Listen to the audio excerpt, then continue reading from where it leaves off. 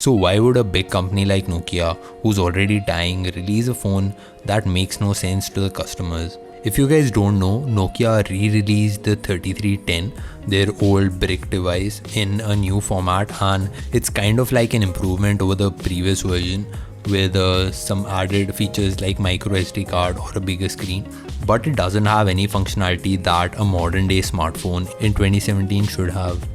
If you have that question in your mind, I'll try to explain everything in this video. So let's get started.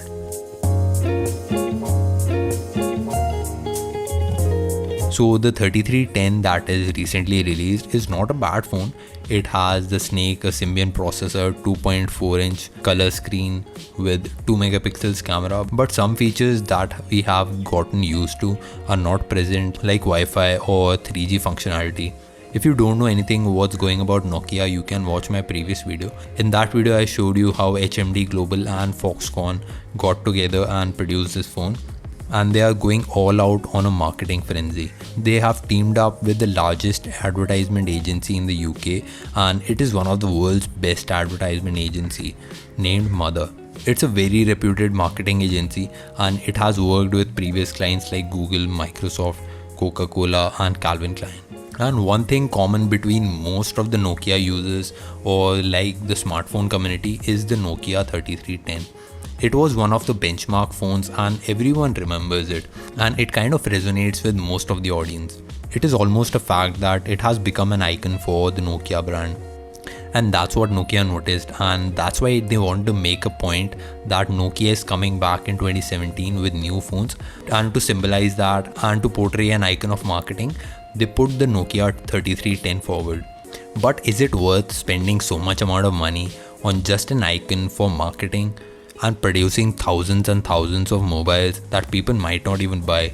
The main fact to notice here is that Nokia knows that it is not a consumer unit and it is more of a marketing icon. So they are not portraying it as a device for customers and will not be making so many devices that they can't sell. But let's take an example and I will try to clear some things for you guys. Suppose Nokia estimates that they have to make 100,000 units. If we take the average of each unit to be $50, it costs about $5 million. The actual money used for making these phones would be way lesser than the $5 million, but we'll take that as 5 for now. If the campaign goes like really bad and only like 40,000 people buy it, Nokia only gets a loss of around $3 million. And if you actually take into consideration that the amount of cost put in making the device is actually way lesser than the selling price that they're selling it for, because they recently released a same spec phone and it costed way lesser. So even if the campaign goes like really bad, they might be able to even up the ends. And even if you multiply all the digits by 10, when you take into average, Nokia doesn't lose more than $10 million. And for a massive ad campaign, that's not much. Just to give you an example, Samsung in 2013 spent over $14 billion in advertising. And most of the other companies also spend a hefty amount on marketing. And just to get an idea of how much traction they actually have gained, I just opened YouTube, and why not, because 60% of online traffic is video. So you can get kind of an idea by checking out YouTube content and seeing their traction there. So the official Nokia video has over 4 million views and it was released just 2 days back. And most of the other videos as well are all above 1 million views. And when you compare that to any other major manufacturer that also released their phone, like for example LG G6,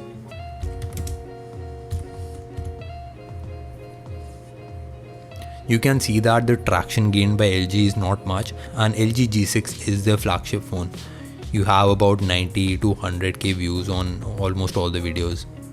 And you can also check out Moto G5 if you want. Some of these videos don't even have 20,000 views. And I've also made a video on Moto G5. If you want, you can watch that also. It would be in the card section in the top right. So Nokia with their marketing icon Potrail have gotten a lot of traction over the past days, and maybe that's why you're even watching this video.